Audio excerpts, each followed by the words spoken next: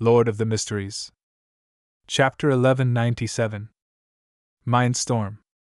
The blood-stained spear that seemed to come from an ancient time that couldn't be traced had absorbed the entire room's presence, stabbing straight into the body of Saint of Secrets Bodhi's.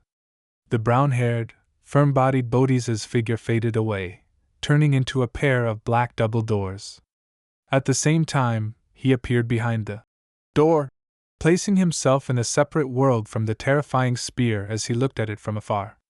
In the next moment, the spear that was stained with red blood pierced through the black door and bore into the space where Bodhi's was. Bodhi's figure kept retreating, constantly transforming into one illusory door after another.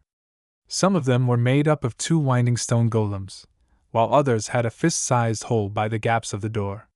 Some were embedded with silver nails, while others were covered in mysterious patterns. One after another, they were layered repeatedly, extending to an infinite number. Without a sound, the spear of Longinus tore through the illusory doors without stopping at all. It didn't allow Saint of Secrets Bodhi's to find a chance to escape. In less than a second, the blood-stained spear that emitted a strong sense of destruction had shattered countless illusory doors. After it suffered a decline in its aura, it finally stabbed into its target's chest. Countless cracks instantly appeared on Bodhi's body, as if he was a ceramic object that had fallen to the ground. With a cracking sound, the Saint of Secrets turned pitch black as he disintegrated into pieces, scattering all over the ground. This didn't seem like his actual body, but more like his shadow. This was the Shadow Substitute spell he had recorded from a certain Sequence 3 saint under the True Creator. Of course, without the layers of doors, weakening the spear of Longinus, he believed that it was very likely that his shadow together with his body would have shattered together. After narrowly dodging this strike, Bodhi's endured the dizziness and shock brought about by Catlia's incomplete mythical creature form as he made a gigantic, scaleless silver snake appear in his eyes. This gigantic snake was so large that it filled Bodhi's eyes. Its surface was filled with dense patterns and labels formed by one mystical wheel after another. Its head connected to its tail as it merged with countless illusory rivers, turning into a blurred, surreal, and slowly spinning gear. Around the round gear were all sorts of symbols that represented different futures. Suddenly, the black fragments that had yet to disappear on the ground flew up one after another and reorganized themselves on the spot, restoring Bodhi's. The ground that was stained with dark red blood quickly retreated from the numerous illusory doors until it returned to the distorted black blob. The strong, fearful atmosphere receded like the tide and left the room. The black blob, that was covered in cracks and eyeballs, squirmed and restored itself, turning back into a purple-patterned black-robed woman with a hood. Everything returned to the point before. The ugly duckling. Magic was used. Reboot of fate. This was one of the rewards given to Saint of Secrets Bodhi's for crushing the Abraham family. He was allowed to record the Sequence 1B under power from the Angel of Fate, Ouroboros. Of course, there was definitely a huge gap from the original version. It could only reboot reality for 3 seconds, and it was limited to the space of a tiny room like this. It wasn't even able to affect the entire first floor of the apartment. The moment reboot ended, the prepared Saint Tenebris Kisma immediately took action. The Grey's twisted shadow that stemmed from a sanguine count spread open its arms and made a gesture of embracing the crimson moon. The darkness around Catlia surged, instantly forming illusory but firm black chains that bound her to her spot. The flesh and blood that covered the ground, walls and ceiling gathered together rapidly, turning into a knight covered in black full-body armor. He held a heavy great sword in his hand and looked extremely oppressive.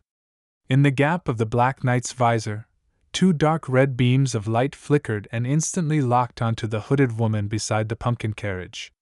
The shadow beneath Catlia's feet suddenly came alive as it grabbed her ankles.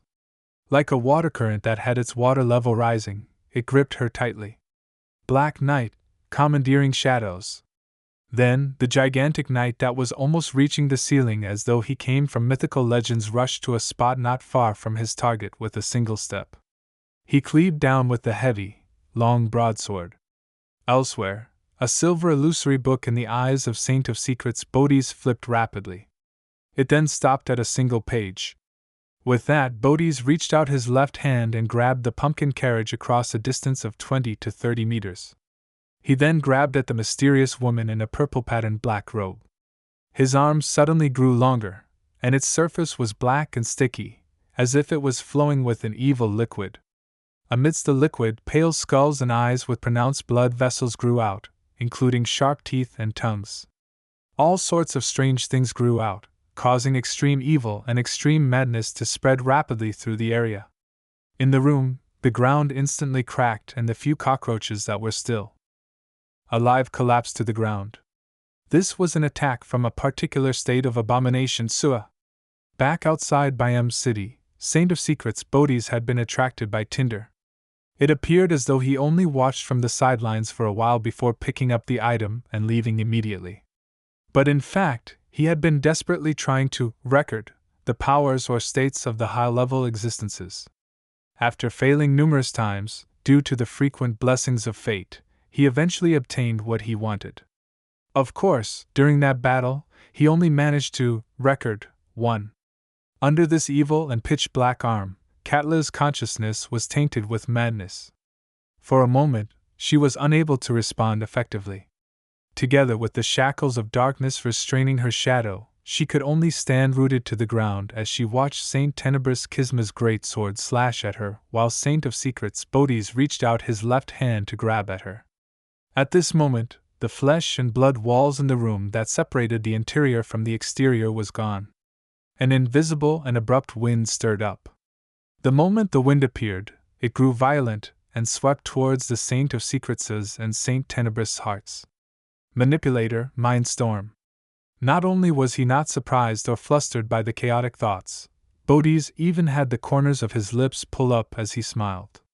As the switch for the reboot, he naturally remembered that the demigod riding the pumpkin carriage had a helper of the same level hiding outside the apartment somewhere. The reason why he placed his focus on the enemy on the surface was to lure out the hidden demigod. In between the two powers of reboot of fate and the abomination state, Bodhi's had secretly hypnotized himself, allowing himself to naturally divide the burden of mind deprivation and the knowledge torrent across most of his worms of star. He then left a small number to control his body so as to lock onto the hidden enemy. Previously, the dragon's might shock, and the fact that he was unable to discover his target, had convinced Bodhi's that it was a demigod of the spectator pathway. While his mind was in a daze, the thing he branched out rapidly churned and helped Bodhi's locate the source of the attack. But at this moment, most of the thoughts that resonated among the worms of Star wasn't him being overloaded with meaningless information as he had imagined. In his mind, there seemed to be a voice saying thousands of words in a second. At the bottom of an abandoned castle in Delaire Forest, there is a pair of bronze double doors. It seals with the corruptive forces underground. The higher the sequence of beyonder is when approaching, the easier it is to be affected. The cosmos is extremely dangerous. There are unknown existences watching. Dark Angel is suspected to be the negative personality dissociated from the ancient sun god. What? Bodhi's was taken aback. He felt that these thoughts were dangerous, but he couldn't help but wish to understand more. Just this moment of stupor made the enemy he had already found disappear once again, escaping his range of attention. As for the abomination palm that was hurtling towards the pumpkin carriage and the female demigod, it also slowed down. Similarly, Saint Tenebrous Kisma was also affected by the mind storm, as his actions stiffened for a second. By the time they recovered, Katla had already opened her mouth and spat out a pea. The pea instantly grew, turning into thick green vines that dragged Katla out the door, allowing her to escape the shackles of darkness and regain some freedom of movement. By the time Saint Tenebrous' heavy great sword and Saint of Secrets' pitch-black arms landed on her, they only shattered a shadow and did not injure this mysticologist. They had shattered Katla's Emperor's new clothes, magic, something that didn't exist at all, so she naturally wouldn't be injured. In the next second, the hooded lady in the purple-patterned black robe suddenly turned transparent and turned into a pile of foam. The bubbles quickly scattered and burst one after another. Nothing was left behind. As for the green vines, they grew into midair and burst into flames, illuminating the surrounding streets. Everything returned to normal. It was as if the short and intense demigod-level battle had never happened. Saint of Secrets Bodis and Saint Tenebris Kisma exchanged glances. They weren't surprised by such a development. Clearly, after the sneak attack failed, the two demigod enemies were at a disadvantage and could no longer achieve their goals. Furthermore, this was Backland. The longer they delayed, the more dangerous it would be. Hence, they took the opportunity to escape. In addition, in order to interfere with the tracking, they had deliberately created a huge commotion to attract the authorities of Backland. As for the copy of Lamino's Travels and a sequence 7 or 6 Apprentice Beyonder, they were baits that could be abandoned. After a slight nod, Saint of Secrets Bodis took out a crystal ball from his black robe's concealed pocket. It bloomed with light before it quickly shattered and merged into the void. He was trying to prevent tracking via mysticism means. Indeed, he didn't dare to stay any longer. He planned on teleporting away and returning to the Aurora Order headquarters. Then, he would interrogate the bait and figure out the truth before deciding what to do next. A second later, Bodhi's figure quickly turned transparent and disappeared. Kisma entered the shadows and rapidly left, wiping the traces behind him along the way.